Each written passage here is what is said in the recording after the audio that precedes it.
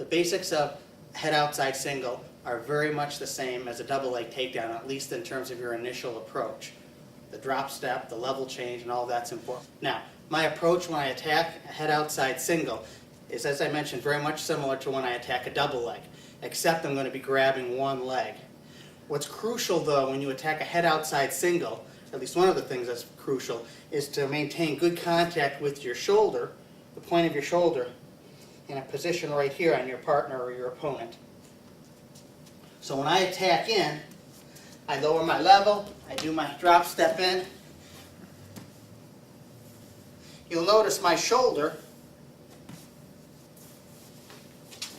is right here in the socket, right here, kind of right in the groin here, sort of between the hip and the upper part of the leg.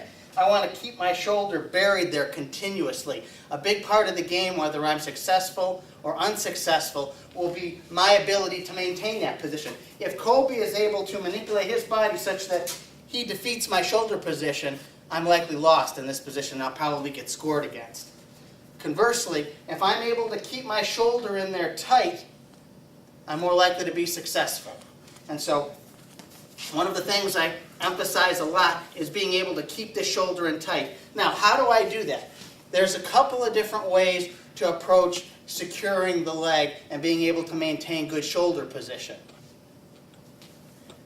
A more traditional way is for the hand that goes up the crotch to be either diagonally across the upper part of the leg or across the butt.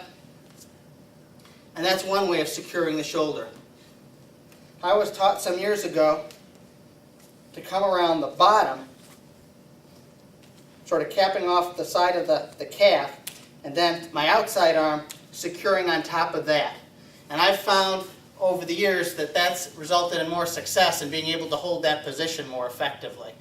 Part of that's personal preference, but why I think that this has some mechanical advantage is when I've attacked Kobe's leg, and what I'm going to do is demonstrate the first position. And I want you to look at my shoulder here. As I tried to secure my opponent's leg, a big chest, and I pull his leg in, this arm's around the outside of his leg, this is up his crotch. You'll notice as I pull my chest in here, this shoulder actually tends to fade back a little bit.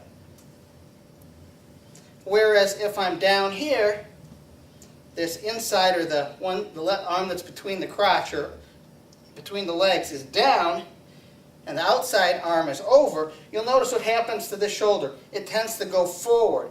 And in my view, that helps secure my shoulder and my opponent's socket here a little bit better.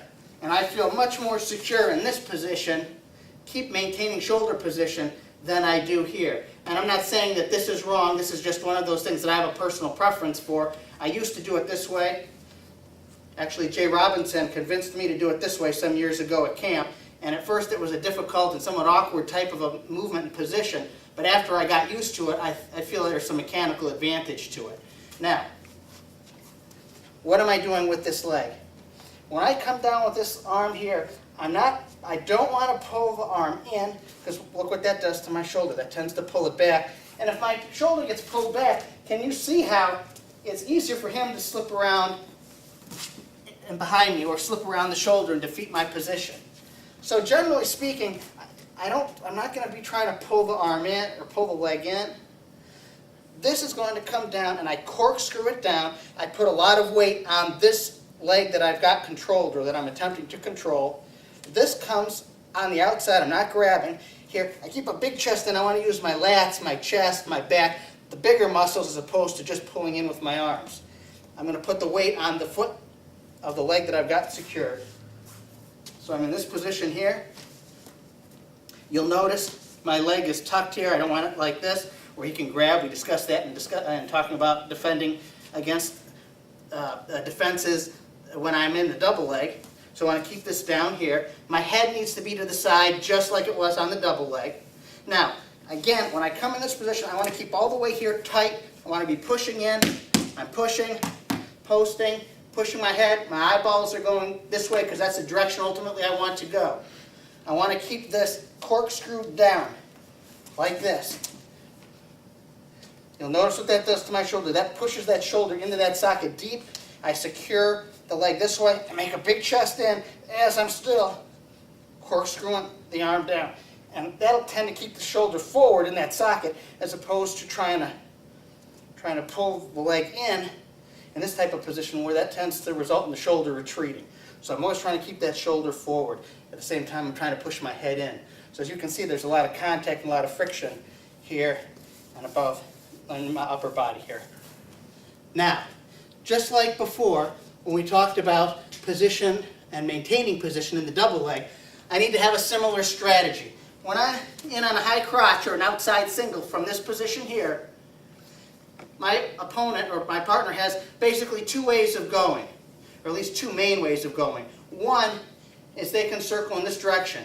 If I just stay still, I'm going to get beat. So as my partner or opponent spins, I need to spin. And you'll notice how this leg here keeps up with me. It doesn't stay back here because of gravity. So as my opponent or partner is moving, I keep that position here. Alternatively, if he pushes back into me, I have a post here to be driving into him. Of course, like we discussed in the double leg situation, if my leg is too far back, I'm going to get pulled down. If this leg's up too forward, I'm in poor position, he can hit me down. So an important drill, I think, to practice with this type of technique, so you just get used to the fundamental position once you've got the leg, is to have Colby circle, and I just keep catching up. Then if he pushes back the other way, I post. If he then continues going this way, I keep circling. And if you can get that notion down to where you're really concentrating on no matter how he's moving, either into you or circling away, keeping that shoulder in tight to the socket, you'll be in pretty good shape. And while I mentioned that type of a drill, spinning, like I mentioned in the last DVD or the last module, it's important that we don't think about just staying on the ground. We're going to try to finish as quickly as possible. But it is also, I think, important to be able to get a good frame on the ground for the times where you are defended against when you come in initially and you can't finish right away. So it's important to have some confidence in this type of a position on your knees and being able to defend against your opponent trying to beat your shoulder.